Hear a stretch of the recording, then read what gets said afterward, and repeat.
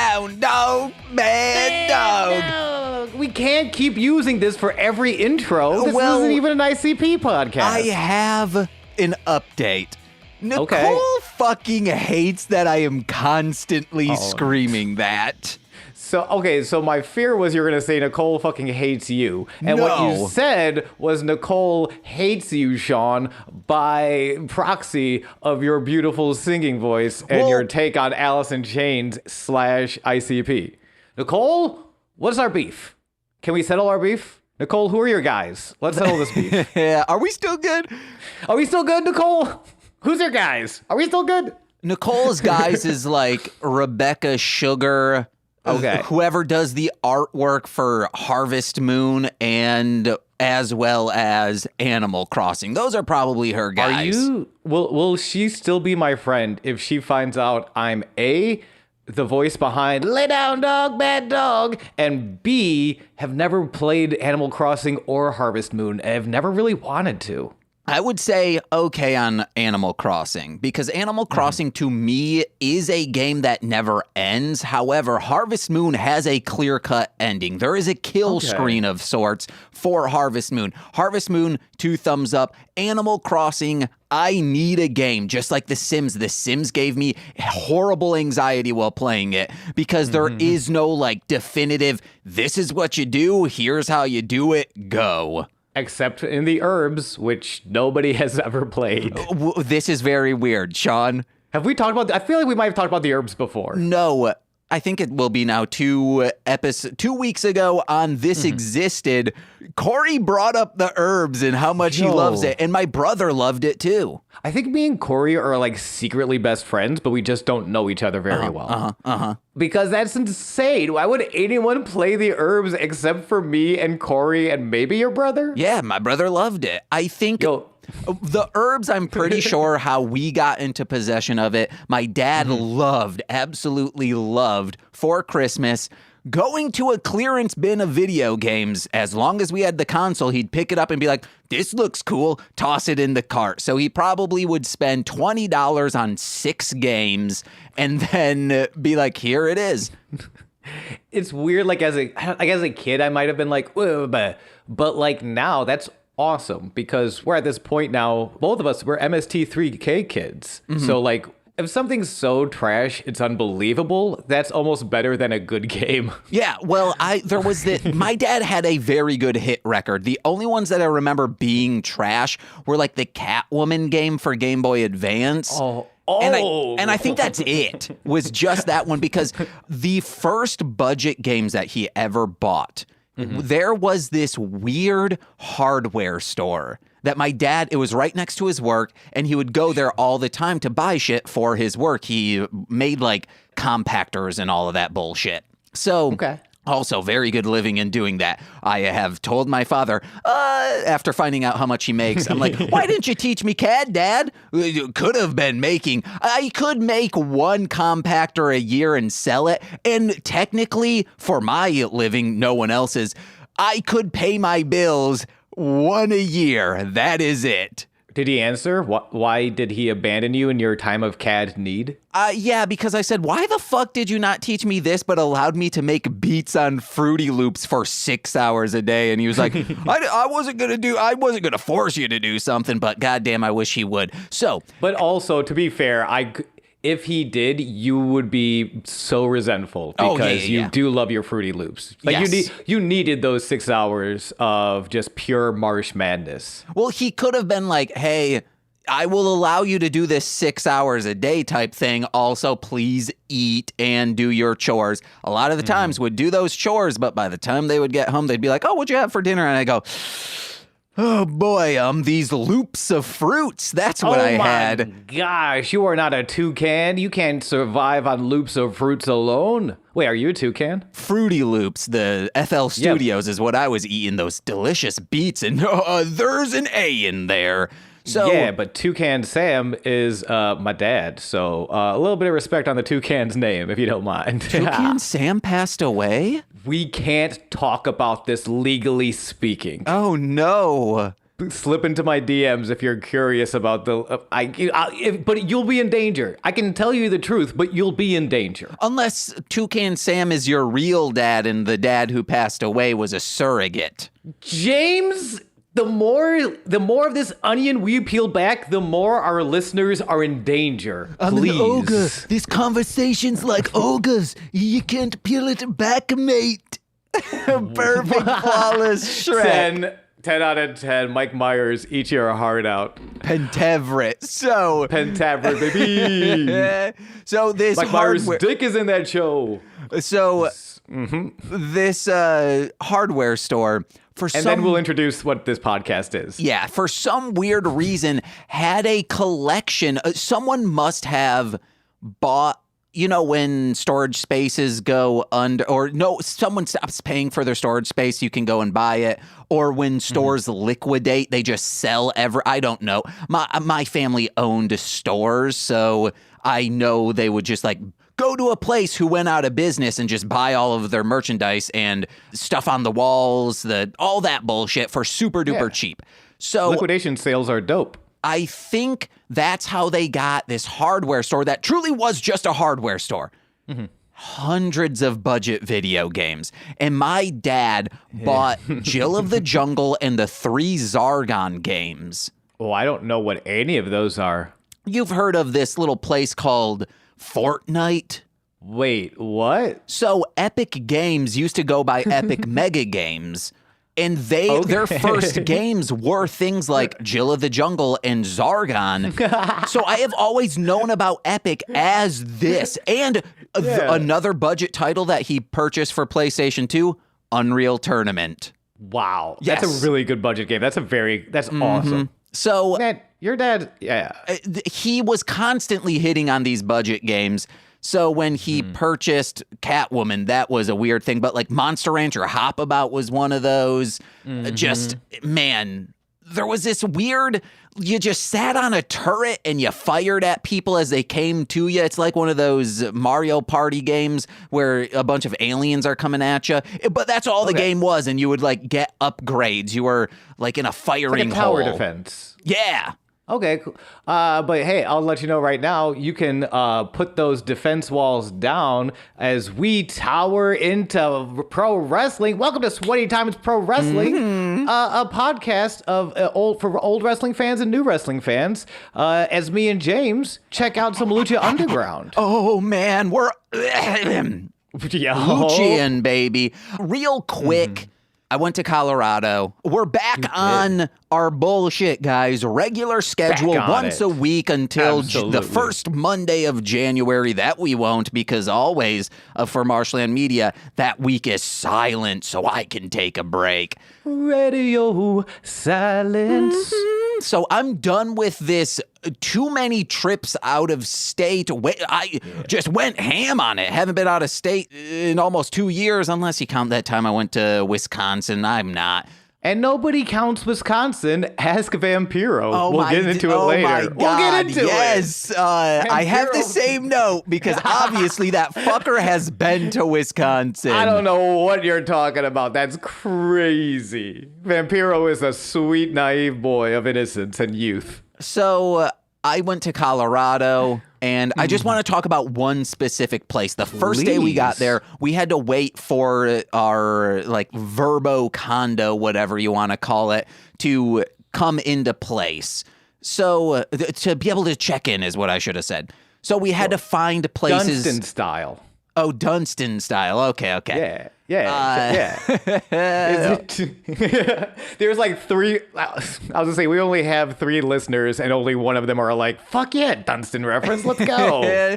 Finally, it's insane how there's not a podcast. It could last for a year, I'm pretty sure, of that craze of monkey doing something with children feature films. I mean, you could probably spread it out to all animals, because it all starts off with Air Bud being as popular as it was. No, right? I'd even say go back to Flipper or Lassie. Oh, yeah, that's true. I mean, but Flipper and Lassie were like saving people. Yeah, where I guess everybody's like, let's just do. I mean, no, we do include Flipper and Lassie because those are our roots. Or at least the movies that came out after this resurgence of, or maybe that was just a resurgence of, hey, Little Rascals did great in the box office. Let's reboot an old show as a movie. But maybe you would center it to animals doing people things with children.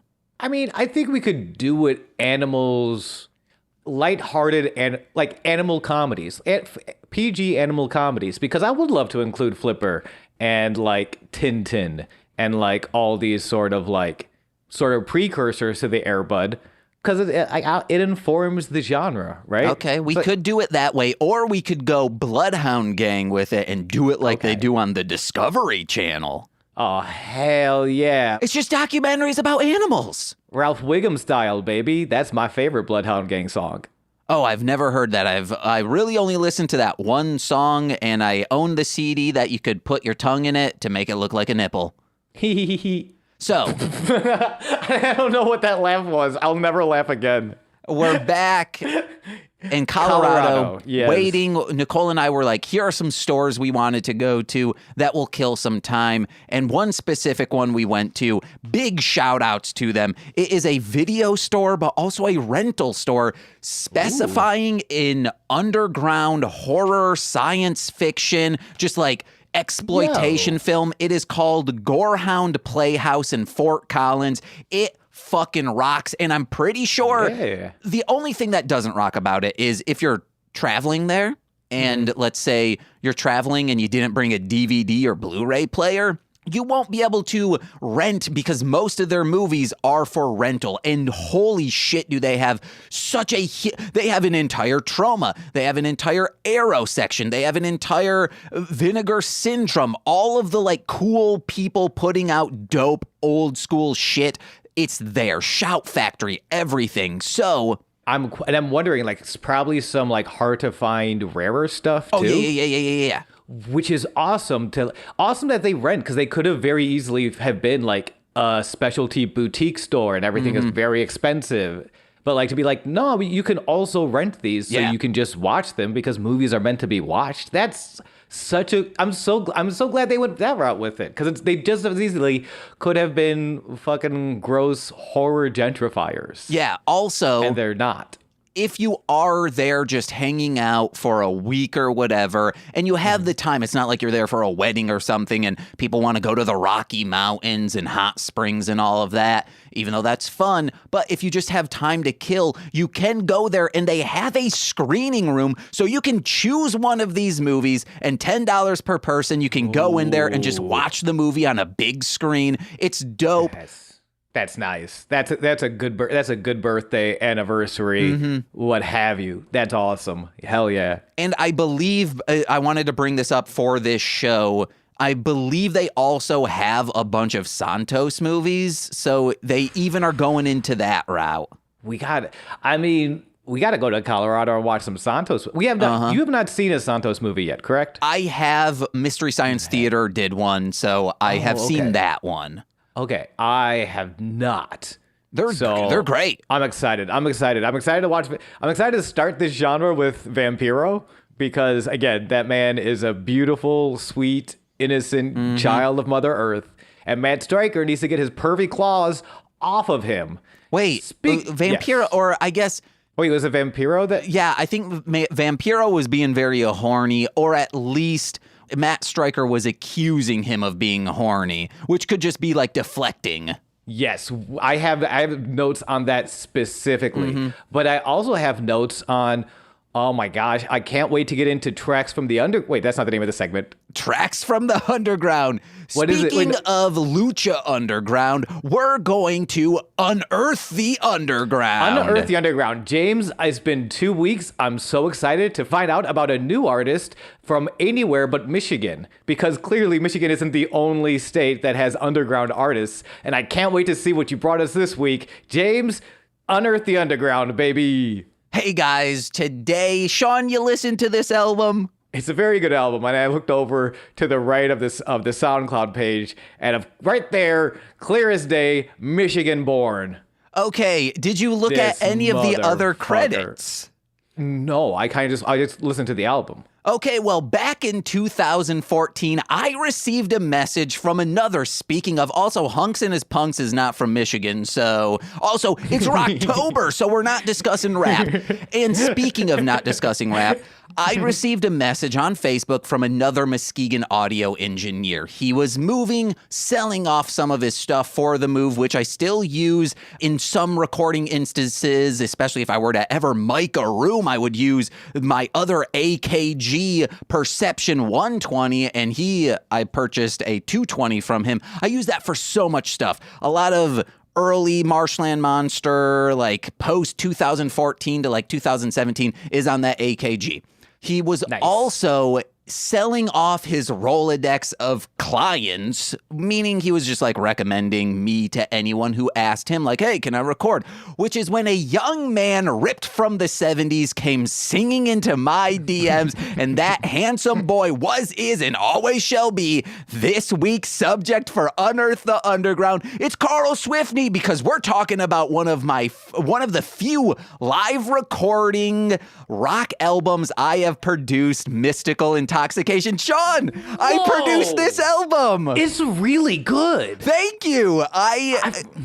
So it's amazing. Yeah, no, it's very, yes. I'm glad you did not read the credits, because it says like co-produced by me, mixed, recorded, all of that. Me. Nikes. I didn't, because it also doesn't say Muskegon. I forget specifically where it says in Grand Haven. Grand Haven, yeah.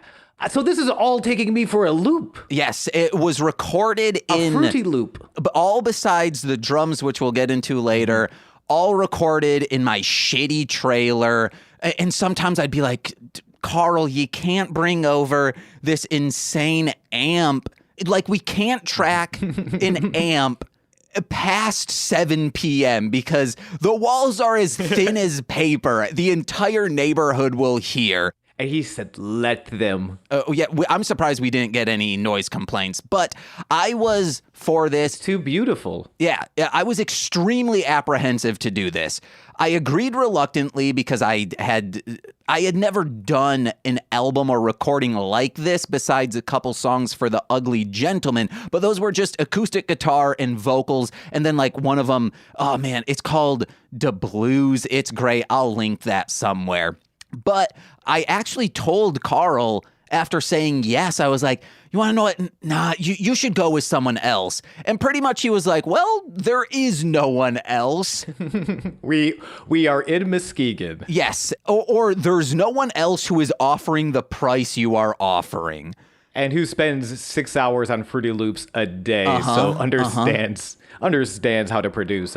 And also, what he was doing, I think I was maybe the only person to be like, I'm fine with doing that, because he tracked every single instrument, the bass, the guitar, the electric guitars, the weird ass experimental instruments, everything besides, I think, some solos. No, I think all the solos were him. Besides the drum, all of it's him tracking this out. So knowing that, yeah. I'm guessing you listened to Sunshine Blossom. I listened to the album, including Sunshine Blossom. It's a nearly 6-minute song with 4 separate sections that flow into each other.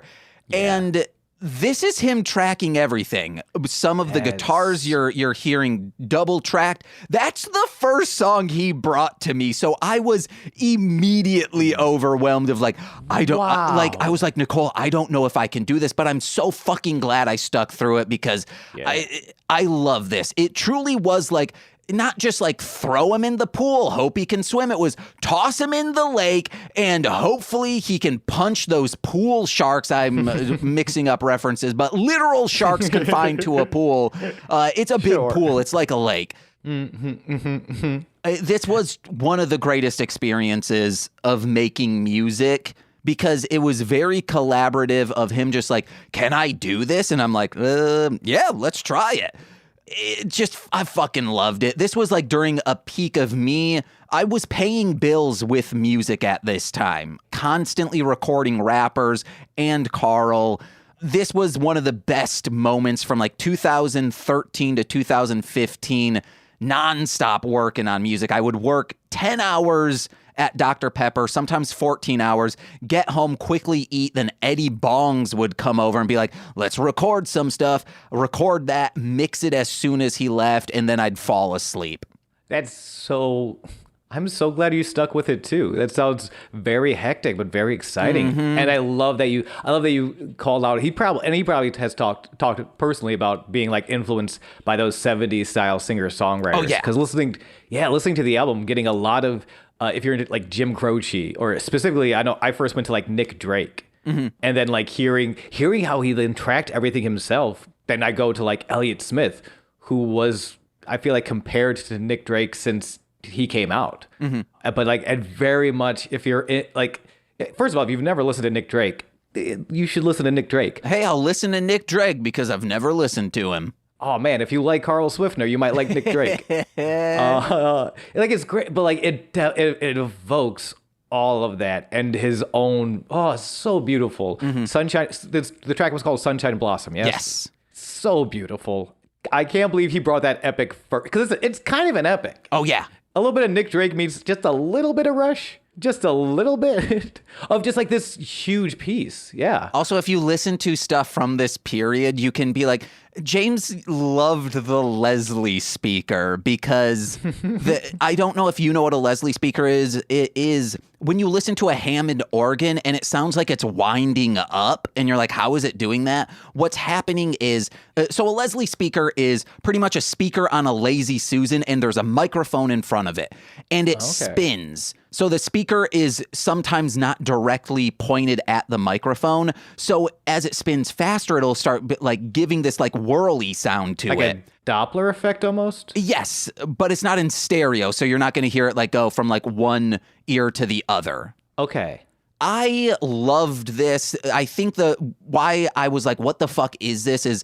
The song is called 13 by Big Star, I believe. Okay. There's a part in there that I asked in my teacher who taught me one thing of audio engineer. I was like, what's this effect? And he was like, pretty sure it's a Leslie speaker. Here's how it does it. So I found a Leslie speaker plugin and I used that like fucking crazy during this time. So in Sunshine Blossom, during like the spooky thing part of the song, that has some Leslie speaker on his vocals. Hell yeah.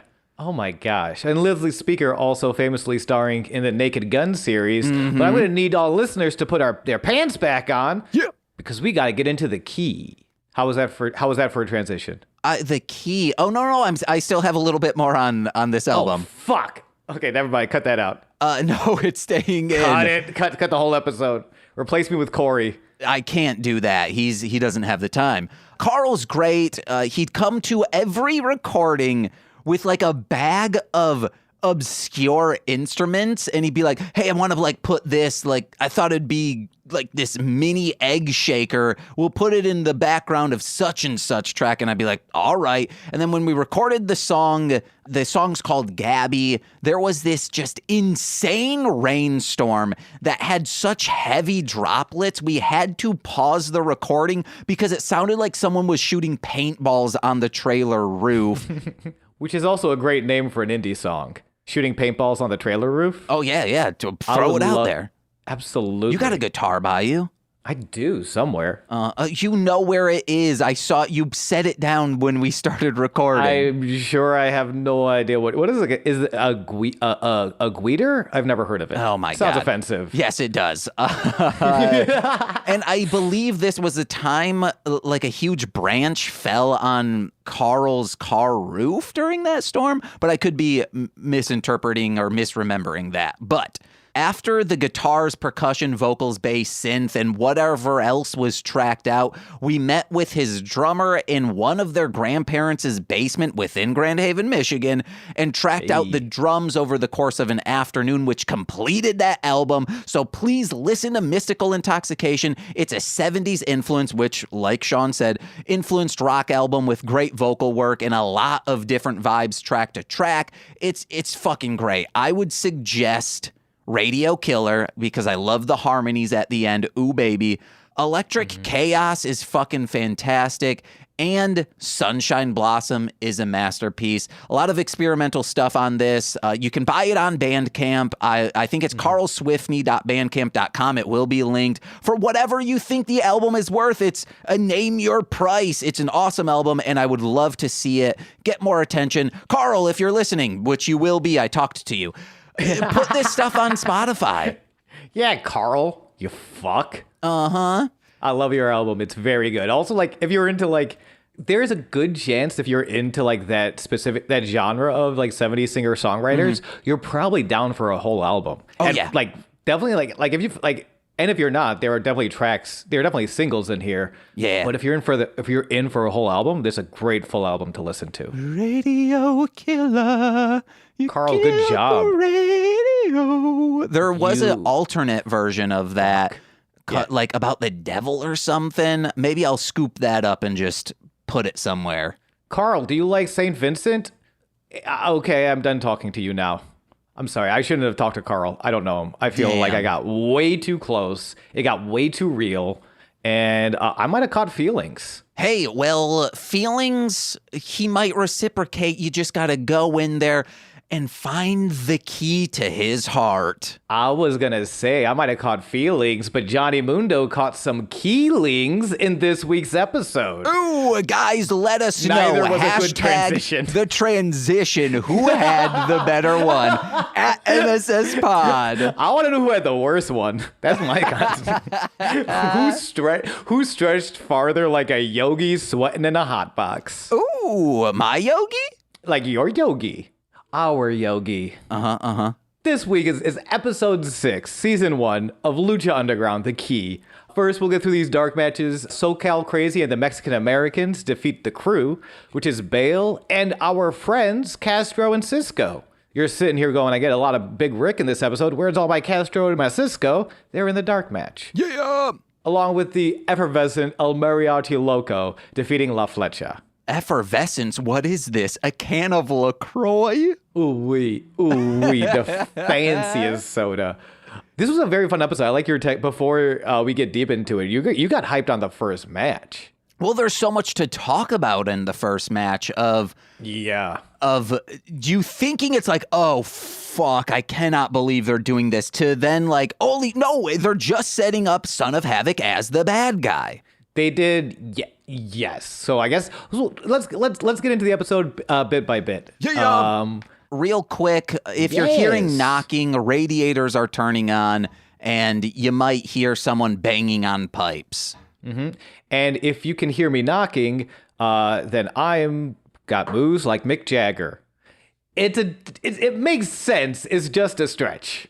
Does Mick Jagger knock when he dances? He's got that, can you hear me knocking? Round your bedroom, I'ma fuck you. Oh, Mick Jagger. You look so horrified by my pitch perfect Mick Jagger impression. Well, James, I don't need to get on board. The banging is very loud.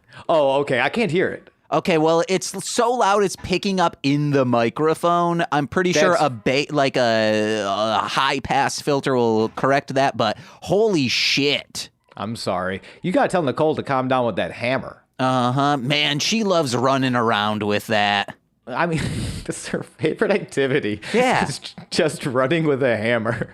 I do tell her to switch it around because I don't want her to trip and fall on the spiky edge. If she falls on the hammer, that might knock her out, might give her brain damage, but it's not going to auto kill her. No. Not like the auto kill of Puma and Johnny's relationship, which we find out in the recap.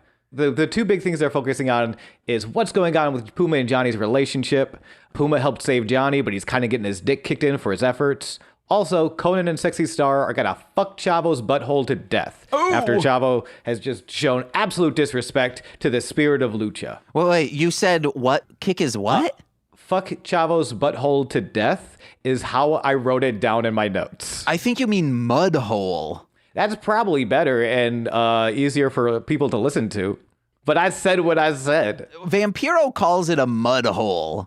Wait, when? I missed that. It's in the featured match. Okay. The main event. All right, well, let's get to the featured promo, the way the episode properly opens in Dario Cueto's office, with Big Rick signing an exclusive contract to Lucha Underground. They got him. And again, like it's so weird, like, because I was like kind of in and out on WWE, so I kind of remember Ezekiel, his character in WWE, but he looks great here, and I'm like excited he signed this contract. Big Rick's he's such a piece of shit. I love him. I mean, this isn't a real contract. No. The contract has already been signed. Wait, what are you talking about? How could the contract have already been signed if he was signing it? Cueto lets Big Rick know, I brought you here to show Mundo that no one is too famous to get punched real good. Plus, you punch real good, and you're violent, and I like you. Yeah, he says, violence is my favorite entertainment, which this is so like... The next logical step for Cueto is to produce snuff films or like August Underground. Yeah, Dario Cueto is kind of like if Cueto's character showed up in like Videodrome or something, I would totally buy it. But like that's kind of the thing that I like so much about Lucha Underground is that if you've never watched wrestling before, hey, this is a really shady guy that basically wants to produce snuff films. I can describe that character without using a single tidbit of wrestling idiom, and you're like, oh, I got that. Kind of like the cult from Videodrome. Or like that dude from 8mm. I was going to say 7mm, and it's like, no. The prequel to 8mm. Oh, damn, just 1mm smaller. You don't need these meters. Useless meters. I thought I would have a joke if I talked long enough. I didn't. Let's get to the first match. I will say, when we watched 8mm, I believe I said the joke, I can't wait for the sequel, 16mm. I like 8mm as just a very tiny snippet of 8 Mile. Oh, yes. They take the entire mile, they just reduce it to 8mm. What I do is I melt down 8mm stock and put it in a gun and see if it shoots. When the cameraman says shoot, James takes it literally. I put it in a 9mm, but it's too small, so it's kind of wonky when it shoots. James, are you proud of the fact that we've gone 30 minutes without talking about a single wrestling match? Yeah, we're about to, baby. We were talking about the wrestling of me and audio, cutting and working things. Yeah, Carl. Carving out bass lines. Yeah, Carl. Yeah, Carl is my new catchphrase, by the way. I hope you enjoy it. Oh, yeah, Carl. Sorry I took it from you, Sean. No. Just like Son of Havoc and Evilise are going to take this audience on a wild ride. They are in the ring, microphones in hand. Evilise is talking. She says, shut up. Because the crowd does not like Son of Havoc. Because he's been a butthole since forever. Yeah. She lets them know again, this is Son of Havoc, and he keeps losing to women and little people, and we're mad about it. And you're right, they're making him a joke. Yes, it's the thing I had a problem with Stryker saying last week, but I'm not mad at Evilise saying. Yeah. Because we clearly have defined that Evilise and Son of Havoc are bad people and have pretty bad opinions about the world around them. Yeah. Right? Like, they are hateful people. So for Evilise to kind of go out and saying, they're making us a joke by wrestling, these two people who are set up very high in the company. Again, Masquerade Sangrada is a legendary mask dating back to the formation of AAA out of CMLL. And Sexy Star is poised to be this huge star in the company. So, like, for Mike Stryker to say it is some bullshit. For Evilise to say it, absolutely. Yes. And, Sean, I thought we were watching Lucha Underground, not Saturday Night Live, because they reveal they signed a 7-year contract, which I'm guessing could be terminated at any moment, just like everyone's favorite sketch comedy show, Saturday Night Live. Look into their labor practices. They suck. And just like Saturday Night Live, I'm sure this company will be around for 7 years. I also love the Evilise line. Son of Havoc billed from the open road. I think Evilise billed similarly, like from the same location. And I just love Evilise. We could be living in Nashville instead of this dump of LA. I know. And is he fucking LA? They say that like Havoc is from the 1%? Yeah, that I don't understand. I don't get it either. Maybe because they're like, hey, all racists are like billionaires. I don't know. Yeah, or they don't know what the 1% means. Yeah, I guess I should say all bigots are from the 1%, which that's a lie. Because, yeah, they're building, like, the Son of Havoc character is kind of like a trailer trash redneck, open road living, beer swilling, tobacco chewing son of a gun. Ooh, swill. Speaking of sick white ignorant lowlives, got to do that for another Unearth the Underground. Yep. And I will learn what that is. So yeah, Havoc issues an open challenge, man to man. I'm tired of wrestling legends and like people you are building as superstars. I want to wrestle a man. And Sean, I knew it was going to be bad, but I didn't think it was going to be transphobic bad. Well, before you say that, James, are you familiar with the history of Exoticos? I looked into it, and yes, I do. But I would say, like, from this man's perspective, immediately this man is being homophobic and transphobic. But Son of Havoc is. Yes, Son of Havoc is. But the rest of them, thank God, were like championing this individual and the history of Exotico wrestling. All right. And let's be clear that we're talking about Son of Havoc, not necessarily Matt Cross. Yes. Because it is the character. And Son of Havoc at this point is 100% a villain. Yes. He's getting like deep Collero chants. Nobody likes this dude. So again, for him, it's very tricky. And we've seen, if you're a wrestling fan, we've seen wrestling handle storylines like this very poorly. I mean, especially with someone like Pimpinella, Pimpinella Escarlata will be the opponent. Someone who's like an absolute veteran. Yeah. Has done this and specifically done Exotico wrestling for a long enough time to sort of tell this story well. And I guess before we go super far, let's let people know a little bit about Exoticos, because we know, because we're geniuses. But a brief breakdown of Exoticos. An Exotico is a luchador, a male wrestler performing in drag, is the simplest way to explain it. Yeah. They are specifically drag performers. Their roots date back to the 1940s, but it wasn't until the mid-80s that the first openly homosexual Exoticos kind of were living openly. It was always kind of treated like this Goldust.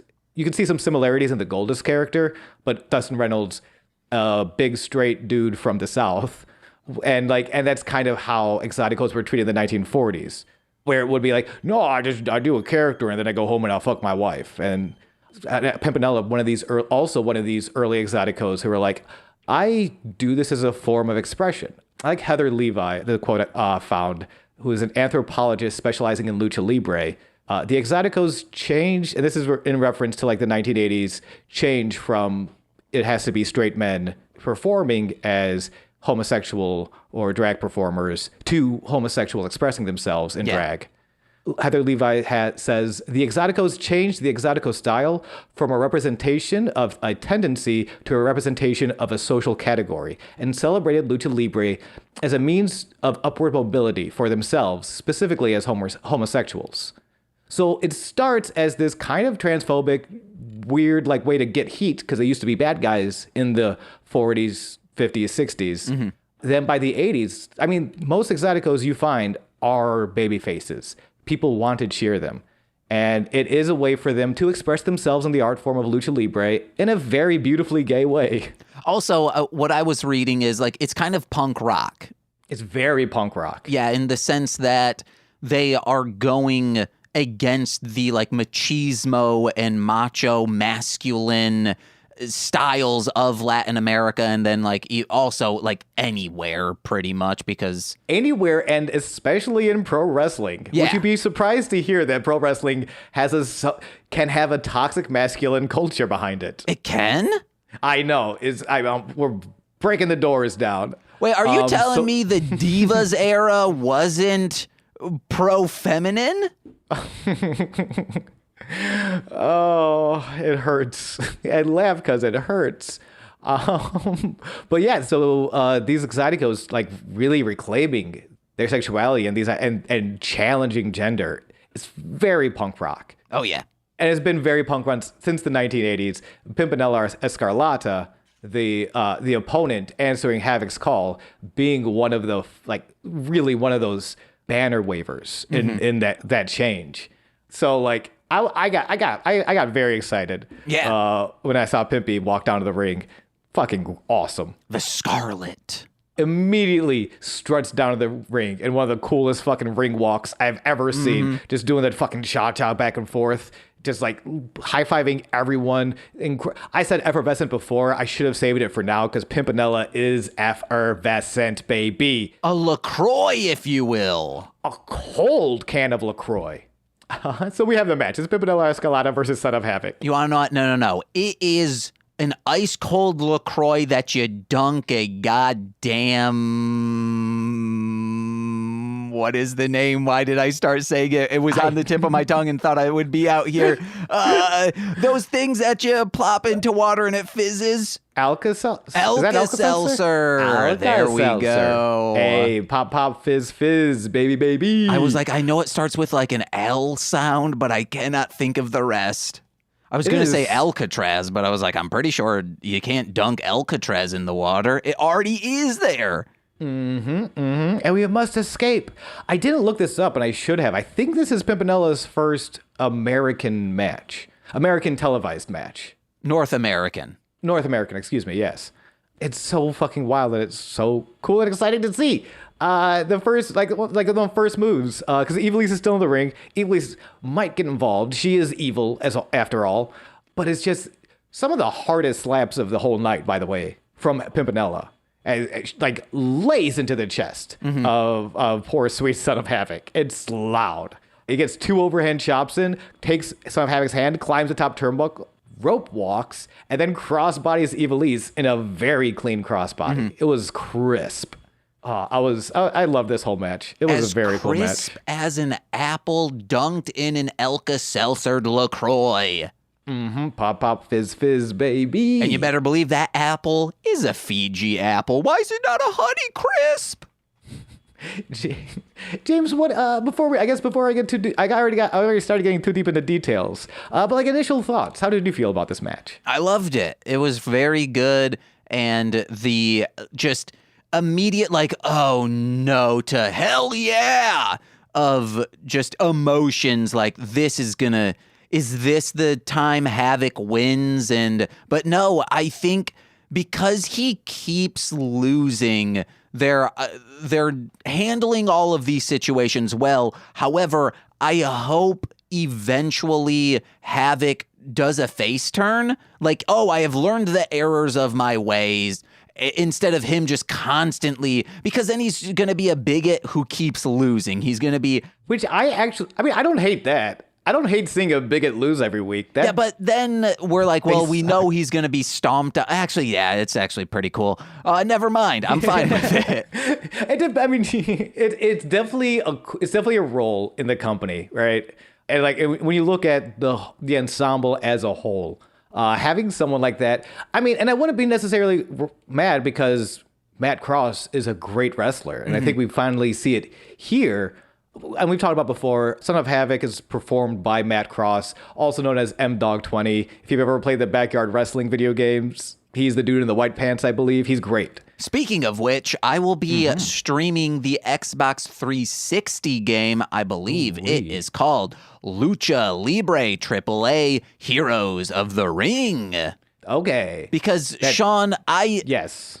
I gotta stream this until minimum 5 listeners a day because, guys, tell your friends.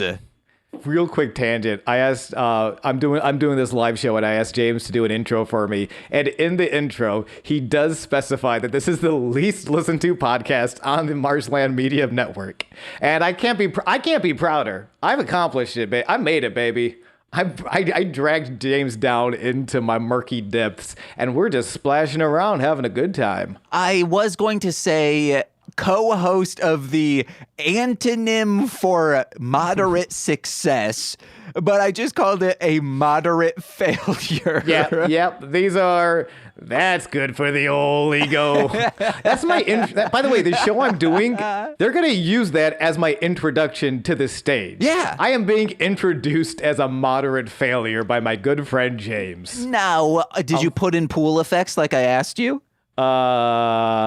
So this match, which we do need to get to, I think the big note I took, because I'm not super familiar. I think I've only seen clips. I don't know. I need to go out and watch a full M-Dog match, because the one thing I know about him is he's one of those early I'll say quote unquote indie guys with just beautiful spots, like beautiful high flying.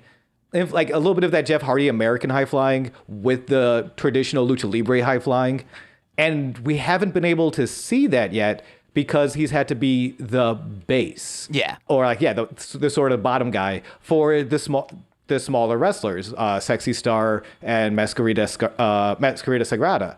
So, but this is the first time he's had an opponent that's in like a similar weight. I think actually Pimpinella might be a little bit bigger than Son of Havoc. So we get to see like the perpendicular elbow drop, which is such a fucking cool move. Yes, that was my only like note for the actual match is he does like this people's elbow from, like making himself perpendicular with his arms from, or maybe his legs from the turnbuckle and just drops it. It's so fucking cool. Yeah, it's sort of like, I feel like it's a gymnast move. I've seen that where they hold themselves perpendicularly to the pole they're on.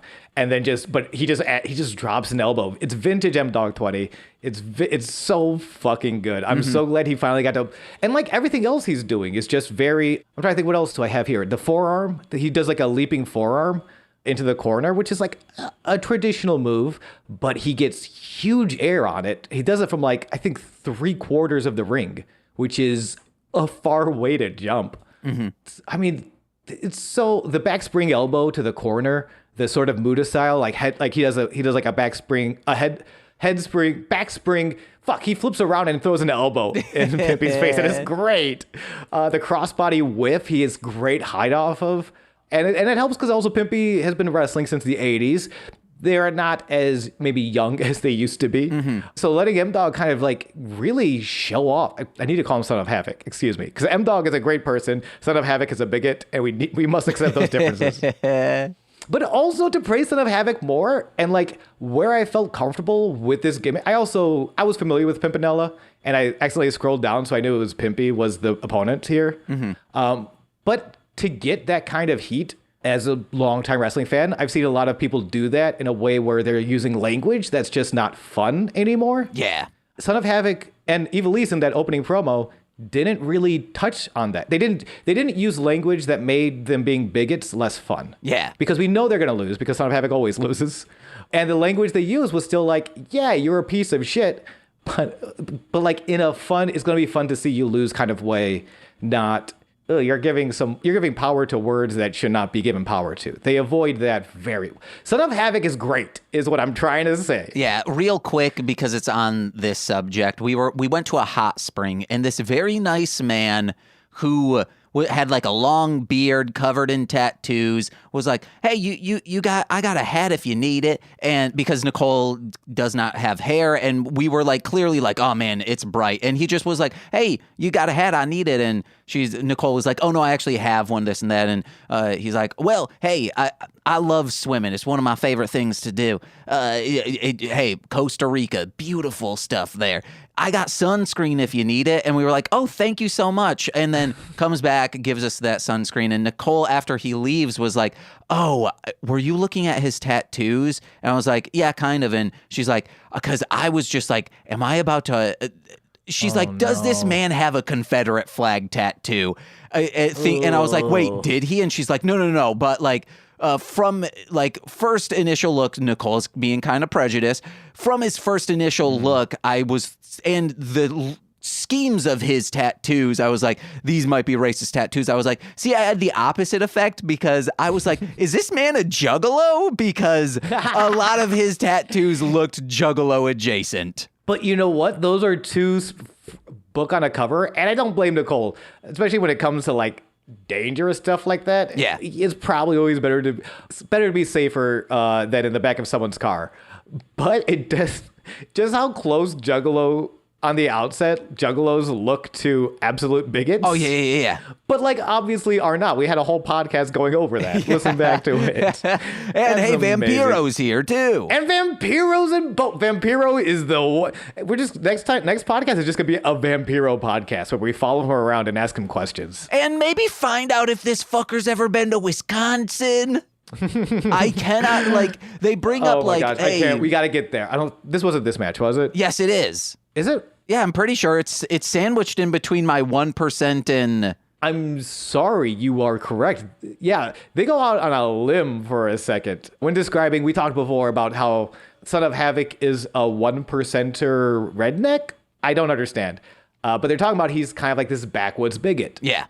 Stryker kind of gives, kind of like from Wisconsin, Vampiro. Oh, I've never been to Wisconsin. I've been wrestling my entire adult life in WCW as well, like all over, but I've never been to Wisconsin. I've been a fixture of Juggalo Championship Wrestling, never been to Wisconsin. If you say like Maine, okay, I'll believe that. Alaska, Hawaii, totally for sure, but not one of the biggest like Rust Belt areas, Wisconsin. That's where wrestling thrives, is in these states, sir. Honestly, even Maine, I would be shocked if Vampiro's ever wrestled him. That dude's a huge star. How have you not wrestled here? Vampiro, Wisconsin. That is all I'm going to Google. See if anything comes up. While you Google that, I'll wrap up the match and the ending. Ivelisse gets involved twice, choking out Pimpy on the outside. Eventually, Masquerita Escarlata runs in, chases off Ivelisse. Meanwhile, Son of Havoc all like, wow, what's happening? Gets the big kiss from Pimpy to Schoolboy for the 1, 2, 3 at 4 minutes, 58 seconds, followed by a quick dance party. And I do love that Pimpinella's finishing move is a kiss and then a Schoolboy. Because not enough wrestlers kiss. Can we just put it out there? Not enough wrestlers kiss. If you're in of any genre, if you're in the UFC, try kissing them. See what happens. It's not in the rule book. Dog can play basketball. Guys, maybe he's never been to Wisconsin. How has Vampiro never been to Wisconsin? Because he's a sweet, innocent boy, of course. He's too pure and innocent to have been to that absolute den of sin known as Wisconsin. Sin's right to the name. The only thing that's coming up is like no. Milwaukee's in Wisconsin, right? Milwaukee, Wisconsin. Yes. So yes, okay. On Monday Nitro, December 6th, 1999, in Milwaukee, Wisconsin. Vampiro. It was Williams and Oklahoma versus Vampiro and Jerry Only, Oklahoma. Maybe I'm misreading Wait, he wrestled Jerry Only, or he tagged with Jerry Only? I think he tagged with him. You tagged with the Misfits Jerry Only, and you forgot in Wisconsin? Yeah, he's for sure been to Wisconsin at least once. Oh, my sweet Vampiro. He forgets. Wrestling's a lot. Wrestling takes a lot out of you. Yeah, he just forgot. Or maybe he just really doesn't like the Misfits. I don't know. Could be. I don't know. How do the Misfits treat Juggalos? Well, the Misfits were in that movie. Oh, yeah. But that movie, if you ask me, belonged in the bathroom because that's where our next segment is. Transitions. Ooh. In the temple public bathrooms, Dario Cueto is just taking a whiz. When Johnny Mundo comes up behind him, lets Dario zip up, I appreciate that. I know the shot was only from the waist up, but still, it's still little things. Goozles him, grabs his neck, and throws him against the wall to confront him about all the bullshit Dario's been putting Johnny Mundo through. Yeah, this dude loves violence so much you know he was hard. Oh, yeah. And probably wishing he didn't zip up. Oh, yeah. Johnny, I love this line. Johnny says, no matter how many times you send Big Rick to knock me down, I'm always going to get up. And every time I get back up, my mission is simple. Find you and kick your ass. Hell Starting now. I loved it. It was and I also performed much better by Johnny Mundo. Like he is such an action movie star in this entire promotion. He is Johnny Cage. Yeah, he's an action movie star, and Cueto is truly a piss pants sniveling man because he's immediately like, yeah, he's a worm. He's like, maybe I can make things right as long as you don't hurt me, sir. Mm-hmm. He's immediately like, because the whole thing, Johnny's mad about the 100,000 from the first episode. Mm-hmm. Like he thought he won the match against Puma, but instead Big Rick jumped him and took the money. So like it's all comes back, and the fact that it's all coming back to that first episode, that these stakes still matter. I fucking love it. Yeah. And it's like, I feel like because Johnny's character doesn't need the money necessarily, like the way they were treating him as like a famous star. Doesn't need the money, but it's about honor at this point. Yeah. It's about you promised me something and you went back on that promise, and I can't let that stand. Well, he's probably also going to donate that 100,000 to a charity. So, a lot of rich people like doing this. Parkour lessons for orphans. Yeah, and then he won't have to pay any taxes. Yeah, sure. Dario promises the 100K. Johnny agrees, but takes the mysterious key around Dario's neck as insurance. What is this lock and key? Am I right? I must know. I'm so curious and I'm intrigued. I love it. I hear Nicole watching that show, and just so much of it is like, we found out where the key went. Oh my God, so-and-so found the key. Oh man, this key, it made my life better. It's just constantly talking about keys and maybe their dead dad. I think this is the first time I found out there was a show called Locke and Key. Yeah, it's based off the comic book. Do I know this comic book? I don't know this comic book. I thought you're like, this is the first time I'm hearing that there is a comic book called Locke and Key. It is. If I wasn't so shocked, I would have made that clever joke. Instead, I'm just getting hyped about our next match, Famous B versus your favorite, my favorite, Katrina's favorite, the man of 1,000 deaths, Mil Muertes. I thought this man's name was Famous Beeve, and I was like, hell yeah. It's Beaver Cleaver all grown up and wrestling now. Speaking on Beeve, it's not an acronym. Yeah, it's an acronym for vagina. Beeve. At this wedding I went to, Nicole's cousin and her sister, they handed out coozies. Mm-hmm. Which is also another name for a vagina. Okay, well, I'm about to get to that because... Okay. Did I ruin the punchline? No, not really. So they're like, oh, yeah, these koozies, it had like the wedding date on it. It's a very good wedding gift or wedding favor type deal. So her cousin's like, hey, did you guys get your koozies? And they're like showing it off. And then my brother-in-law, Nicole's sister's husband says, oh, I got my coos right here, and points at the sister. And I don't, none of them know this term because they started like calling each other like to shorten like koozies to coos and like this and that. And I like, her cousin Becca's the closest to me. I was like, you probably shouldn't be calling each other coos. And she's like, wait, is that like a bad name? I was like, yeah, it pretty much means cunt. And she's like, oh no, I can't. And she's like, I'm guessing this is like an old timey thing. And I'm like, it probably is, probably before the C word caught on the other C word. But yeah. I don't know. I feel like that was a mid-2000s thing. I don't know. Like I could see Fred Durst being like, yeah, I love my coos. I mean, yeah, maybe he uses coos, but doesn't mean it originated in the 2000s. All for the koozie. Come on, the koozie. Come on, so you can take that koozie. Anyway, I want to. Next time I'm in a relationship, I want to call my girlfriend's vagina a Cuzco. And let's talk about Famous B and Mil Muertes. Wait, actually, like, coos might be a shortening of koozie. Now that I'm, like, really thinking about it, it could be like, hey, it keeps my dick warm, like a koozie. Ugh. Just like David Spade portraying a llama in the hit Disney film The Emperor's New Groove. I want to fuck Cusco. Oh, yeah. Famous B versus Mil Muertes. Is next. Famous B is a SoCal local. He gets the intro first. He's real happy to be here. Then Mil Muertes' music's hit, and it's real bad, and it's real scary. And we get confirmation he's paranormal because he is from the grave. Beyond the grave? Yes, from beyond the grave. We also see The Rock. I think this is the first time we see The Rock. The Rock in the handkerchief. I thought he like debuted in like 97. Get the fuck out of my life forever, my friend. Very good joke. And I knew it was coming because I did capitalize the R in rock in my notes. Ooh. Which is a very exciting. We get the kiss before the match, as is tradition. And we also, this is what we were talking about before, about Vampiro is a sweet, innocent boy. Matt Stryker is a pervert. Because Stryker tries to set Vamp up as they're walking to the ring. It's like, you're starting to fix an eye on Katrina.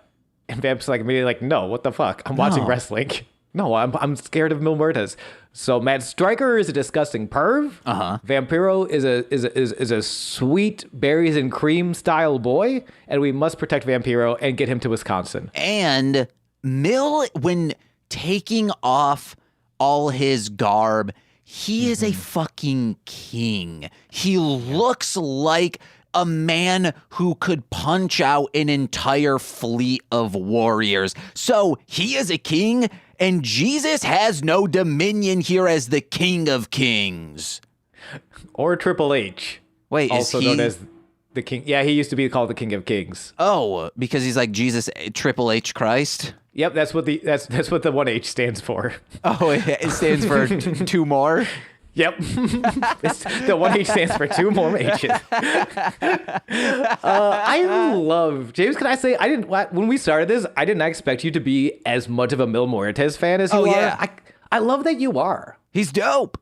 Yeah, so talk to me about this pretty Mil Muertes heavy match. Well, first, he's got such a amazing ass, and to see his dumper over Chavo's bag would strike fear into the entire locker room, and the eager hands back there ready to jack off whoever would turn sour, because holy shit, is he dominant in every facet of life. Absolutely he is. The bell rings immediately. Famous B is standing up. He is immediately stomped out. He goes from a standing position to an I'm on my back getting stomped by Mil Muertes very quickly. And I looked away, I came back. That man was horizontal. And very quick match. Very quick match. Spear to flatliner in 1:10. And a really cool spot I don't know if I've seen before, but I'd like to see some more of. The Katarina interference. When the ref's looking away, Famous B is sort of lying with the back of his head on the bottom rope. Katarina grabs his around his chin and guillotines the back of his neck, like pulls down and basically rebounds the back of his neck against that bottom rope. And that's, I don't know. I liked that. And I think this man really got his neck hurt because when he's being pinned, he is as if he's doing crunches, but holding the back of his head in the neck. So, oh no. Oh, maybe I don't want to see that movie anymore. Maybe not. Mil is just throwing this man around like a rag doll. There could have been intentions that were not there. Yeah, from everything, I haven't seen anything about Mil Muertes because he still works. He's working, I believe, in MLW. But I've never heard anything like this guy sought to hurt other wrestlers. He's just... He's a guy that got started later in life, but has a great build. So he is he is a little green comparatively, compared to some of these other guys. Yeah. But just a big slab of beef, great buns, and a very decisive victory. So I guess because I wanted to ask you, but you may have already answered this. What is it that kind of really attracted you to Mil Muertes? I think just his imagery.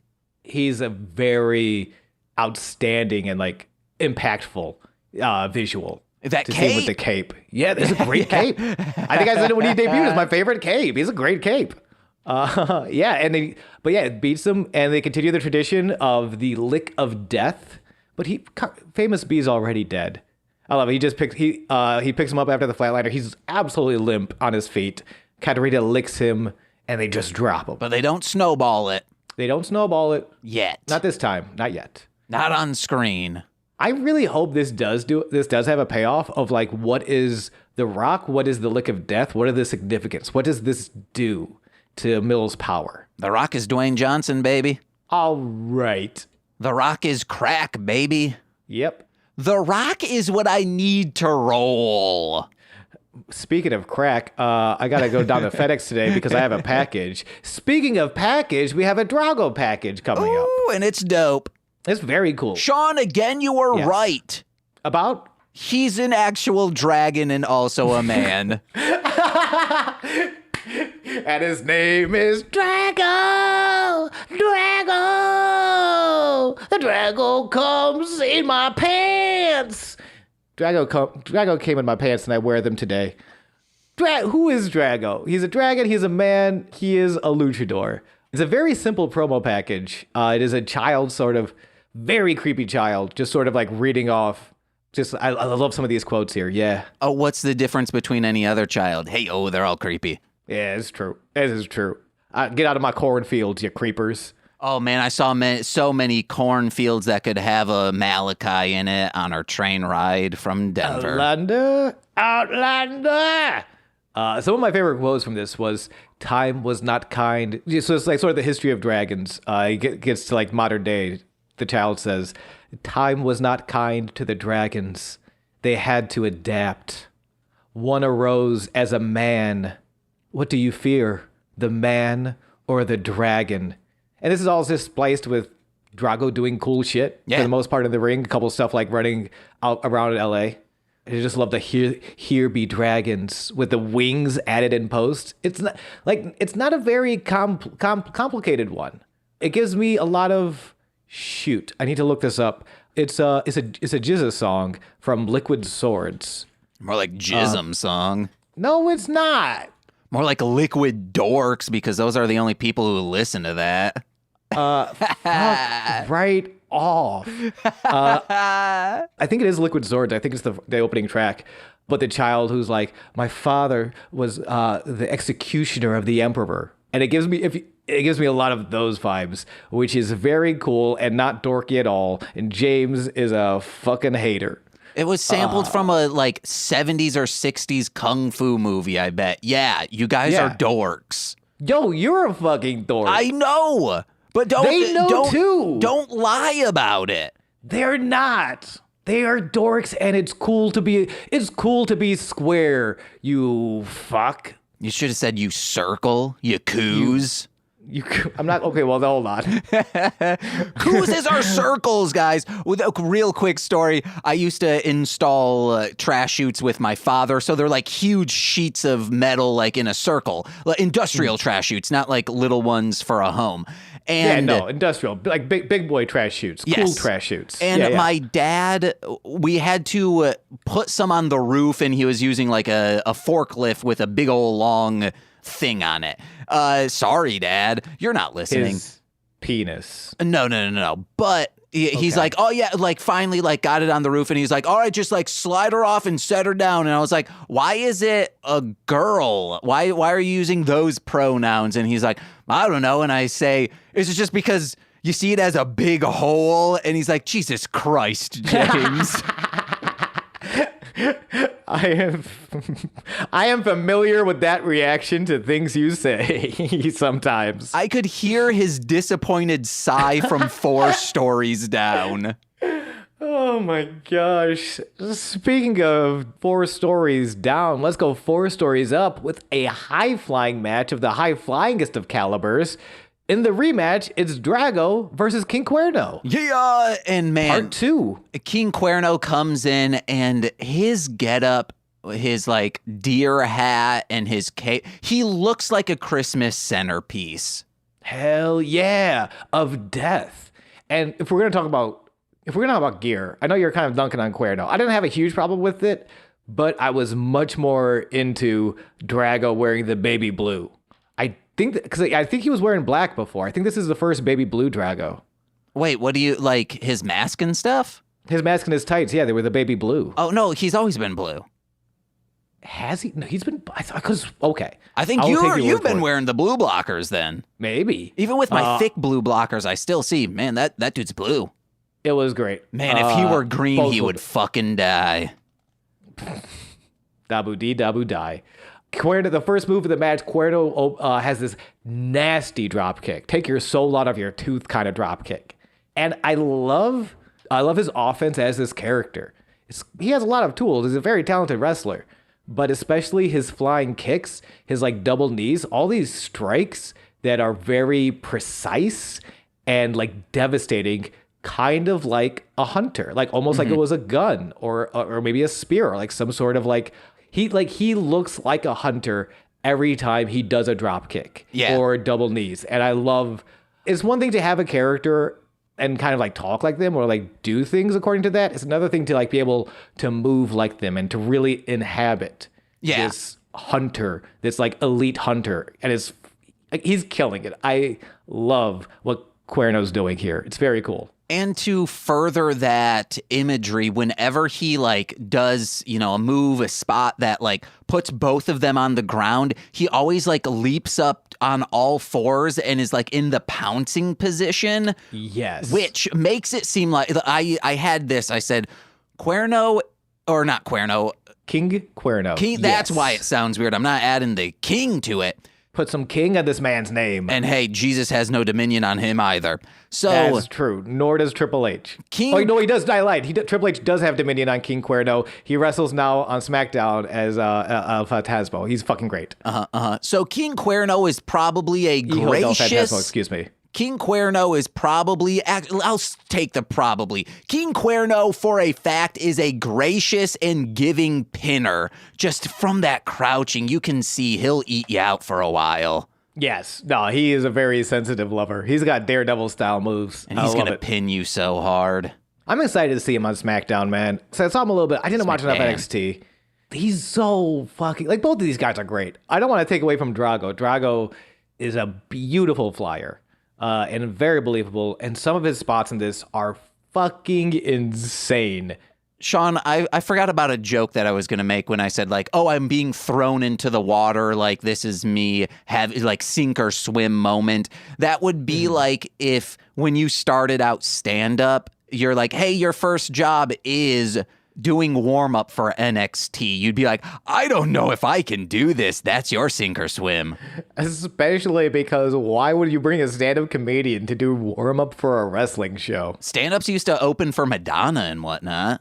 That almost makes more... Okay, actually, that sounds like a terrible idea. I cannot imagine going to a Madonna show, getting Don Rickles, and not booing him off the stage. And maybe even not Don Rickles, because you wouldn't get Don Rickles to open for you. You'd get, like, an unknown Jeff Foxworthy. And I can't imagine that'd be a great show. You'd get a random stand-up who just so happens to have the same manager as Madonna. Truly. Yeah, that sounds terrible. I'd rather... But even then...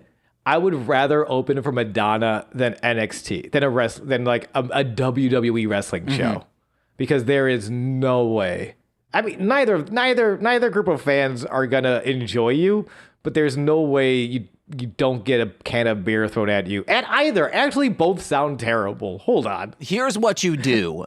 You wrestle yourself as the comedian, or there's a fake wrestler in there and you're like, it's the invisible wrestler. Has this ever been done? Like a ghost? Multiple times. All right. Wow. It's very cool. Actually, it's very cool, though. This gimmick sort of peaked. Bryce Remsburg is a referee. He referees on television with AEW. AEW.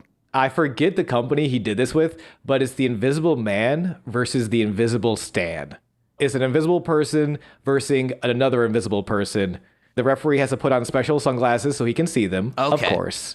He does it very, very, very well. If you're into miming or wrestling, check that out. It's very cool. But yeah, John Cena be damned. We are seeing this Drago versus Cuerno match. Boom, right back on track, baby. And it's great. It's very cool. We do see the mysterious woman come back. I believe she was in the Drago match from last week that Cuerno came out to see. So she's either tied with Drago or Cuerno. We don't know anything. It's probably Cuerno, because it seems to be that every time Cuerno gets hit, she walks away in disgust. She walks out, watches the match for a little bit. Cuerno eats some offense, and she's like, ugh, and then walks away.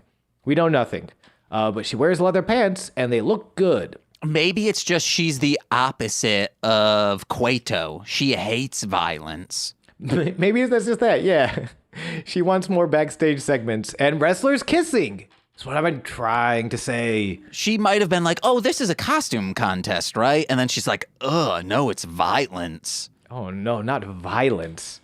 We have Drago hitting a springboard arm drag, rolls through, kind of transitions almost into a Rings of Saturn aka Border City Stretch, opts for the pin with the seatbelt, which is the way he beat him last time, that sort of arm drag roll through seatbelt pin. But doesn't get the foot this time, so Cuerno kicks out in 2. Instead, Cuerno hits a step-up Gamangiri, suicide dive, rolls back in for the thrill of the hunt, a.k.a. the Phantom Driver, a.k.a. is like a Samoan driver, sort of almost a Falcon Arrow from Fireman's Position. Fireman Driver also works. For the 1, 2, 3 at 4 minutes, 26 seconds. Oh, damn. He should have been 6 seconds faster.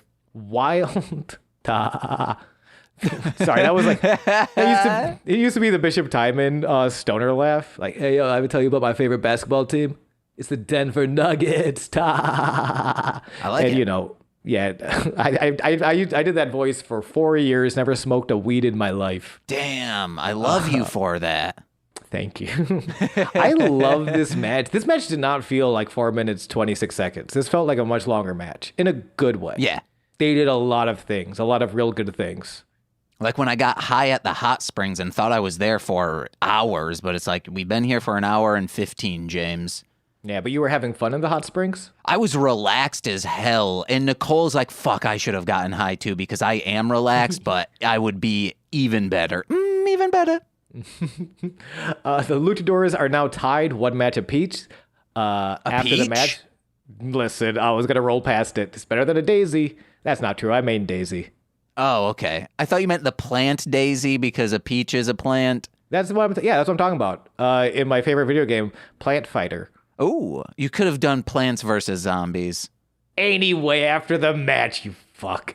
Cuerno says, the hunt has just begun. Also, we have subtitles. They listen to me this in the future. Hey, if people are talking in the rings, either mic it or put subtitles on, and they did. Yes, I'll say in this show specifically, because I love listening. I like even the shows I'm watching now. I love listening to like what they say in ring, because every now and again they're calling spots, but every now and again it's like something like real juicy. Orange Cassidy is great at like just the random interstitials, or my favorite spot, just screaming no when something he doesn't want to happen happens. Like, why don't more wrestlers scream no? I'd love it if a wrestler just kept like trying to attempt to say the social security number of the other wrestler, and they're like, "Shut up." That's a great gimmick nobody has done.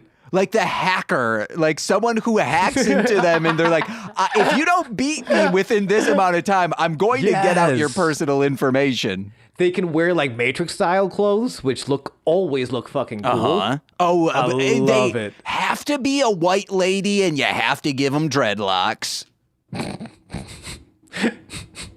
Because that's the kind of fashion that holds up from the Matrix. Absolutely, it does. What also holds up is that string around Johnny Mundo's neck with that key around it. Also, Johnny Mundo's in the ring with a microphone and the neck key. And he's holding up the show for Dario's money. I had an uncle who had a neck key. It helped him talk better. I didn't mean to laugh so hard. I didn't mean to make my laugh sound like a fart sound so much. I was not prepared for that.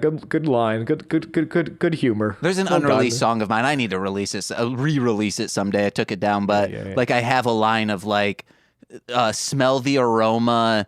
Something, fuck your stoma. Like I'm like Jesus. It's when I was doing horrorcore, guys. It's great. No, never change.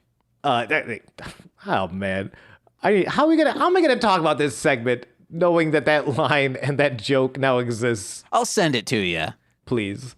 Okay, I don't have a transition. I'm just gonna go back to it. Johnny Mundo is holding up the entire show for Dario's money. Basically, the show's not going to go on until he gets paid. He's going to give him to the count of 10, and then he's going to break into his office and just fuck him up. Ooh, fuck me, daddy. Big Rick tries to get in some of that action instead, interrupting the count to make Johnny shut up. And then Johnny Mundo is so good. Mid-sentence, like Big Rick's in the middle of like, hey, man, you better leave Dario. Johnny leaps from the ring, huge tope to the ground, and just starts punching him in the face. Ow. Like, tope to a ground pound in the middle of this man's sentence. And then gets back in the ring all in one breath. Like just barely breaks a sweat. hey, man, you better stop. Ow, ow, ow. And then he rolls back in. It's so smooth.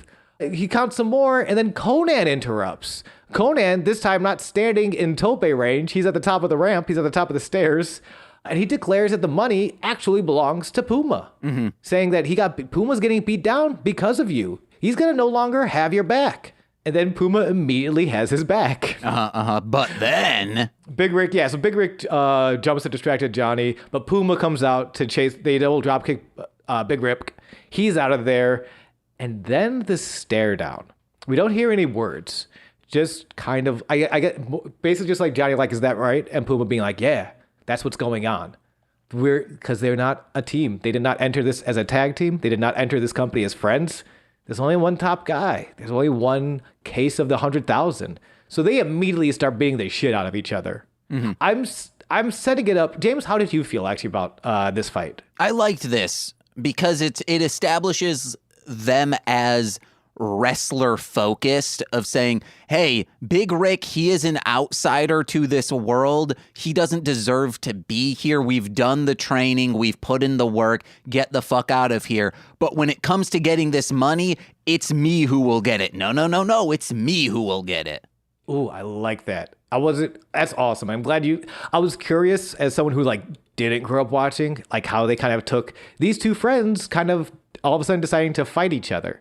But it makes sense. I didn't see that one before, that Big Rick is not here to be a wrestler. He's kind of here to be a hired goon, to be muscle. To be violent. While these guys came in to be a competitive athlete and to be a champion. And there's only one top spot. So yeah, we're gonna have to fight.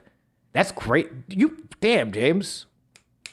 I like that. That was a very good take, and I'm giving you all the snaps in the world. Sean, I hope in your recording those snaps showed up, because it looked like you from Discord. It was not showing up because there's that noise reduction gating, so it looked like a man struggling so hard to snap. No, I kind of hope it doesn't show up. And if you put the sound of this podcast onto an image matrix, it's just an image of me struggling to snap and lightly crying. So yeah, they fight. The entire back security referees have to pull these two apart. And Dario finally comes out of the office with a briefcase with $100,000 and says this was supposed to be Big Rick's signing bonus. But Big Rick does not read the fine print. He has to earn it, which he'll have the chance to do against Johnny Mundo next week in a ladder match. Yeah. Wait, isn't it also Puma in there? Oh, was it Puma in there? I thought it was a three-way, but maybe it's not. I don't know. We'll find out next week. But let's get into the final match. Main event, Chavo Guerrero, you shitty bag piece of fuck, and Pentagón Jr. Versus Sexy Star and Fénix. Let's fucking go. Oh, man. Just like Matt Stryker or Vampiro said, you could smell the violence in the air. And sorry, guys, that's Chavo's socks covered in the Poo World Order. I fucking hate this dude. Poo World Order is for life. I'm gonna shit everywhere forever. Amen. Pentagón not even looking at Chavo when he enters this ring, asking us what are Pentagón's true motives? Because to me at this point, Pentagón's character is more desperate than villainous. He's not been able to get this win over Fénix. He's not been able to really establish himself as the star he knows he is. So he's siding with Chavo because he needs to make an impression. And Chavo needs friends because he has the entire country of Mexico against him, which I love. I love that story. I actually forgot one of the notes. The smell of the violence in the air, I think, was from the Johnny Mundo stuff. But Puma in pants and sneakers is a sensual look. And I was wearing many blue blockers, but it looked maybe it was his pants beneath his pants. Was Prince Puma wearing a thong?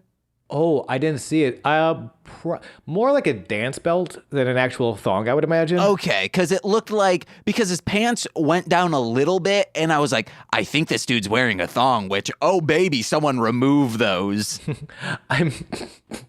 Let him wear the thong. It keeps his penis in place while he wrestles. This might end up going in my Pornhub search, but like, okay. Luchas are fucking hot. Like, just the like, hey, if I were to live in Mexico as a younger man and I was going to wrestling events, I would absolutely be a groupie with a lucha, and I would be asking her, please leave the mask on. You would be what's known as a ring rat. Ooh. Which I don't think I can say because I'm not a wrestler. And I think it's kind of derogatory. Oh, well, I mean, if you're calling, it's fine. Yeah, you're calling your friend who's just said, like, yeah, it would be this definition of a term. But also, welcome to James, officially welcome to professional wrestling. They're real fucking hot. Yeah. These are some hunks and some babes. And Sexy Star's like outfit this time looks like the reversal of a one-piece bikini, where, you know, where like a one-piece, especially nowadays, like they have the sides cut out and they're very like hip hugging. Imagine a nude look, and she has a floral pattern outlining where like a bikini, like a one-piece suit would be. And it's fucking hot, guys. It's stunning, which I should have said not. It's stunning. And I realized there's a lot of times when I see women, especially with their hair, that I want to comment like, you have beautiful hair, but I know it will be taken as like, oh, this dude's a creep, and not like, I wish I had your hair. Also, that sounds like a creep. I wish I was a woman who could have hair like yours. Yeah. I mean, I don't actually know how to make it sound not creepy, but so if it's something like, I was going to say, I love what you've done with your hair, but that almost sounds sarcastic. Oh yeah, absolutely. I do love what you did with. I love what's going on your head. The top of your head is ridiculous. Mm-hmm.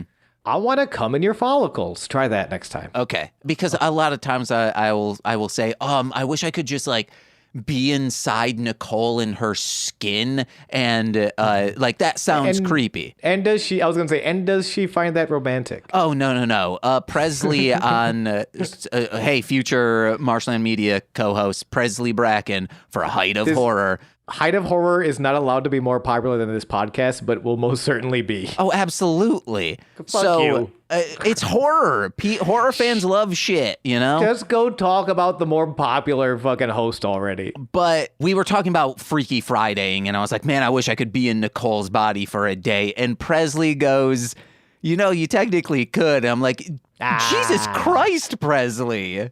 Wait, yeah, like you just like, what is that called when you park your dick, but you don't actually thrust? Soaking. You could soak for a day. Ew, I've never heard this term before, you perverts. Chavo Guerrero, speaking of perverts, Matt Stryker, you son of a bitch. Chavo Guerrero and Pentagón versus Sexy Star and Fénix. I love Vamps calling out that nobody's making eye contact with their partners. Like, a lot of hatred in this ring. Opens up immediately hot spots. Star and Chavo get dumped out of the ring, so Fénix and Penta can square up. Like, again, this isn't a tag match these aren't two tag teams competing so much as it is enemies of my enemies are my friends. Yeah. And still Penta can't get one over on Fénix. He has to tag out. And I'm excited to see how this pays off. Because I still haven't mentioned that they are brothers. No, you have mentioned that, and they have not. Oh, okay. Sorry, yeah, they have not. And because I don't know if that's going to come up. And I probably should have mentioned this on our podcast if you've never seen Lucha Underground. But these guys have been wrestling for years, so I don't know. I believe you described it once as they've known each other for a while. And it's like, yes, they have. They've known each other birth. For a minute. Maybe. Well, since one of their births. Yes, I was about to clarify that. Thank you. I'm just going through my notes. It's a great fucking match. The snap on Fénix's drop kick. It's so, like, you hear the drop kick from like 4 stories up where your father is disappointed in you. It is that loud. It is so nice. Damn, Sharna is proud of you right now. Sharna's my dad. Sharna's dead? Or is the toucan? If I tell you, I'll have to kill you. The double jukes on Fénix. Fénix is constantly throwing a kick, misses one, spins around to hit the second. And they're so crisp and so good. Watching Lucha Underground makes me so mad that Fénix is not AEW World Heavyweight Champion because he's fucking amazing. Get it. He is the triples champion, though, so I shouldn't complain. But he's so fucking good. Penta powerbombs Fénix onto his own knee. He sticks his knee out when he's powerbombing him, and he lands on his spine, and he goes, ow. And I go, ow, because I have a spine, and I don't want it to land on anybody's knee. James, do you? No. Yes. Yeah, Thank man. you for agreeing with me. This is why this is the most popular podcast on the Marshland Media Empire. He just straight up stomped a new mud hole in Chavo's back. Is that what we're talking about right now? Oh, absolutely. I don't know. I'm just going over like spots I really got excited for. How it ends is how I fucking loved it, because there was like a triple reversal from hanging off from Junior's back. Let's get to some of these. And I like how they really are for very different styles, where like Sexy is working a high flying, is a bit more luchador. Nobody wrestles like Fénix. Again, if you are a WWE fan and you have not seen Rey Fénix, go out of your way. If you're in, like, he's an amazing talent. The double springboards are breathtaking.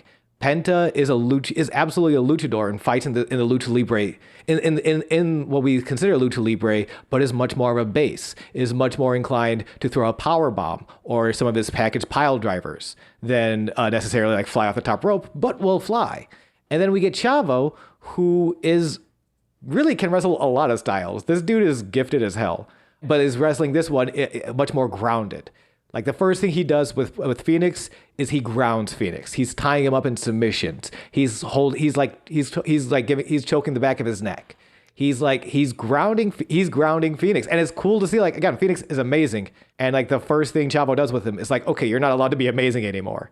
Which, yeah, that makes sense. If you let him stand up, he's going to fly into you. I'd like to ground him for life, where Captain Bullock starts punching him. Yeah, and Kevin Sullivan is there, and you're like, hey, man, you got a crazy... Is his name Kevin? Shit. I don't think it's Kevin Sullivan. Do you know who I'm talking about? The actor from Grounded for Life? Kevin Sullivan? No, Kevin Sullivan's a wrestler. Damn it. Oh, yeah, I just typed that in. He had a YouTube show called Conversational Jazz or something like that, and it was wild. Is it weird. The dude from... Oh, wait, you have never seen Community. He might be in Community, though. He is a very working actor. Let's see this full cast lineup. Why are we devoting time? Kevin Corrigan. But yes, he's a teacher in that one show, Community. Great. Yeah, I want to ground Fénix, and we'll watch Kevin Corrigan clips together. Grounded for life. I do want to get into, there's a spot so good, and it showcases everyone off so well. Chavo is going for a Boston Crab, a Walls of Jericho type of thing on Sexy Star. Fénix breaks it up from the top rope with a double stomp, and then immediately runs into Penta belly to belly overhead suplex into the corner. Just one after another. They all look so clean. They all look so good. 3 out of these 4 wrestlers are amazing, and then one got blackballed for purposefully injuring Rosemary. I thought you were going to say one got covered in shit. Yeah, because she purposefully tried to injure Rosemary. One is kind of the Gigi Allen of wrestling in the term that they smell like shit because they're constantly covered in it because their clothes are. The Pooh World Order, baby. We're coming for you, Chavo. For life. No, I'm still shitting on Sexy Star, who is still, we're going back and watching, and she is such a hero. And then kind of knowing what we know now. We don't know everything. We weren't there. But the details we do have, you can't go around purposefully injuring people, guys. I want to just say that the details we have of the match, it's her reaction and response to it. That's what I think is more damning. Yeah. Because it confirms that she didn't care for the safety of an individual in the workplace. Yeah, but even the match itself, like going back and watching the match. I'm not going to. It's you shouldn't. It's kind of it's pretty. It is on film. It's kind of clear. But yeah, Fénix. The finish though. The finish of the match. Penta put Sexy in the easy driver. Sort of like it's like a pile driver, but instead of her head between your legs, their head's like near your ass. So you're gonna like kneel down on them and crush their head into the ring, and it's gonna be real bad. Except Fénix comes in, super kicks the head off of the body of motherfucking Penta, assisted Code Red, boom.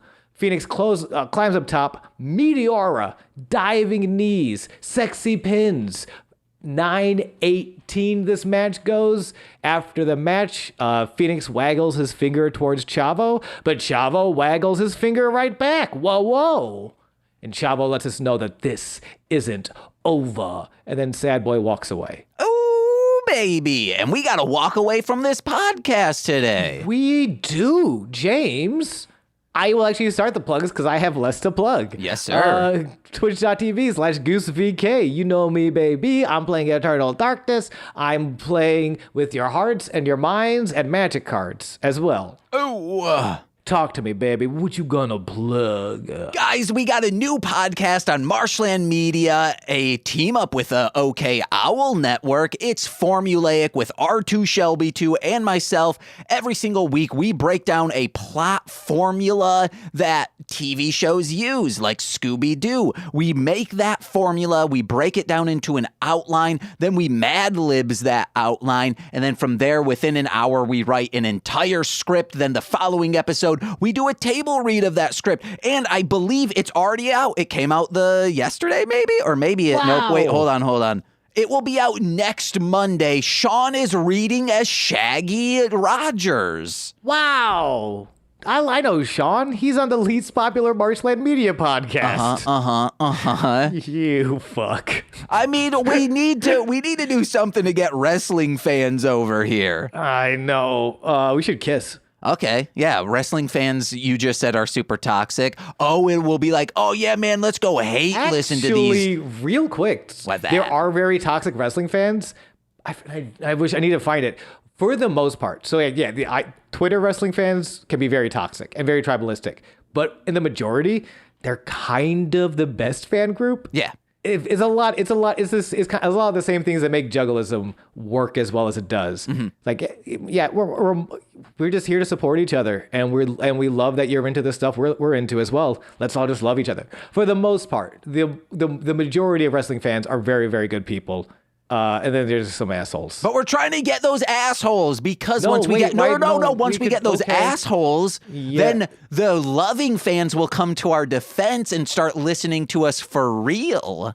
Or we could just become Jim Cornette and cater to the assholes. Oh, hell yeah, dude. Wrestling was best when it was just two very large white men going at it in the ring. No flash, no fancy shit. I want to see two men who look like not even my dad start really heating it out in just some nice grapples. Hey, James, you got a Patreon or something?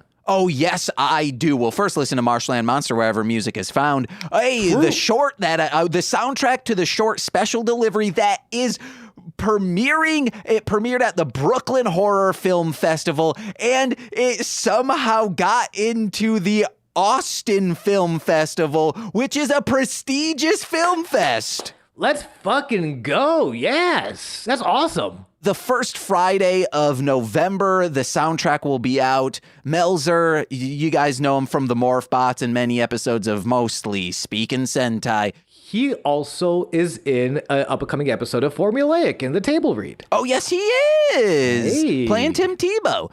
Mm-hmm. I'm excited for it. What's Tim Tebow doing in his Scooby-Doo episode? You got to listen to find out. You sure do. So please be on the lookout for that. But Go over to patreon.com/MLMpod, where for $5 a month, you get exclusive content every single Friday. Ooh, baby, this week will be a Mostly Speaking Sentai After Dark, where we'll be talking more about our Colorado trip and Akiba Ranger. It's a good show, but you also get engaged with Nicolas Cage, This Existed, and Death from Above, a Sam and Max podcast, where you can find out the context of why my new friend Presley said I could stay inside my spouse all day. So you can also pledge $10 a month, where you get more exclusive content like the Vampiro movie that Sean and I with Nicole will be discussing at the end of the month. You get more shit like shout outs on every single free feed podcast. So let's begin with those, starting with the Hit People guy, which, Sean, we got to make sure we're being respectful to the, I keep forgetting to mention this, to the referees in this show, because Steve is personal friends with one of them. I don't know which one. Oh my gosh, we need to find that out. He told me, but I don't remember the name, and I don't remember where he told me.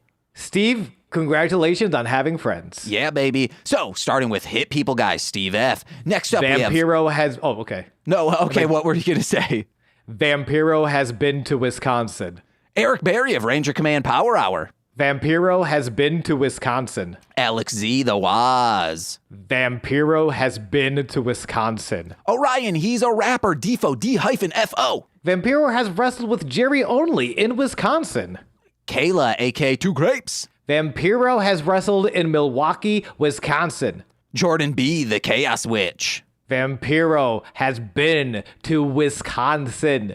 Steve of Sweet Child of Time, we got a new episode out. Vampiro, you sweet child of mine, you've been to Wisconsin. My Bickle, my brother in common law, Josh Jacobs. Vampiro, you've been to Wisconsin. Speaking of brother-in-laws, well, this is my mother of blood, my mom. Vampiro, I'm sure you've bled in Wisconsin. And finally, Lil Corey's BFF and roommate, Shane. Vampiro's been to Wisconsin. I've been Sean. And I've been James. And this has been Sweaty Times Pro Wrestling. Vampiro, you've been to Wisconsin. Yeah, it's the Pooh World Order, bitch. For life. Bye. I've been dormant, forming. These new crafter skills destroy your will like Corman swarming. Yeah, I'm sick and ill, enjoy blood spill. Gotta get my fill, you have no future. You're helpless, bitch, for I'll consume you. See the restraints that causes weight. A broken bitch just like the loser. Mantra is out, so wait and see. Brand new casualties, your daughter's guts. Case is seen, I'm a solo rag, not 18. I'm stuck in the streets like an NAT. You're saying your prayers when you see this beast race. Sensitine, I'm blasphemy and KYP. Stuck in the streets like I said before. Carnivore, I'm walking till I meet some fresh meat freshmen in the night to call my door. This door turns to lore. I'm detached, stated evident. No one's finding out. Strike a match, then no evidence. Kindy ass, spell patrol. Your coats is cold, accept some members. Bitch, I'll swing your neck, get left in a mess if you met my tempo. Rage is a wreck from the scent of death. Rape this teen, a body slender. Auto merit resurrects the monster in me come September.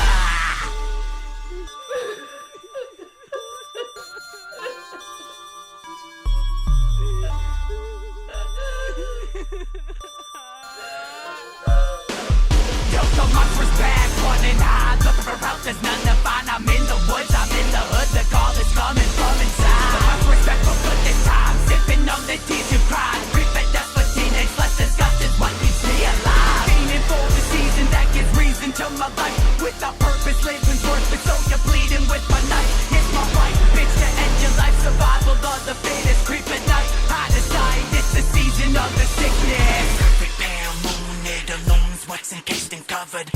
Headache zooms, the tomb unlike the cookies to suffer. Plus it complements your skin so well. The moon's yearly spell is here to document my sin. You smell it, makes me yell. I can tell, you can sense me. Atmosphere is grip intensely. My thoughts is grown immensely. When you walk, you're being close by fencing. Now you're in a frenzy, cause this entity ain't friendly. Cemetery, it ain't empty. Like my soul is fucking empty. Bitch, you tempt me with those cotton shorts. Your beauty ain't never common sort. Quit your little whimper and you don't even know what I've got in store. I need to save your innocence, you'll never be a rotten whore. This ain't even the beast, the real monster. I've got locked indoors. Let me take you to meet him in my basement, you'll be fine, love.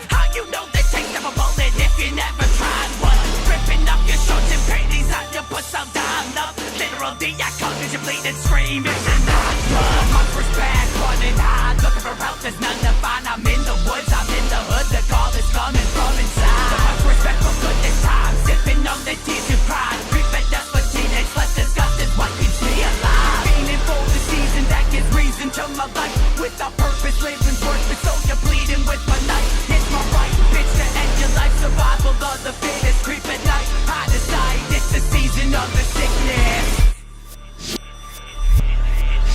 Inhale the autumn aroma, the scent of death assumes ya. Stab your neck, the rushing red. Before you're dead, I fuck the stoma. Final size, crushing, help to get a rush of busting over. Fuck your life is over. I'm a beast, not a persona. Strike like a cobra, left in a coma. Look into my eyes. When I see your happiness, you gotta die, die, die. Celebrating, bitch, the month I crawled out the womb. I'm not strong enough to kill myself, so I must kill you. The monster's back, running high, looking for help, there's none to find. I'm in the woods, I'm in the hood, the call is coming from inside. So much respect for good this time, sipping on the tears you cried. Creeping dust for teenage, less disgust is what keeps me alive. Painting for the season that gives reason to my life. Without purpose, living's worth it, so you're bleeding with my knife. It's my right, bitch, to end your life. Survival of the fittest, creep at night. I decide it's the season of the sickness.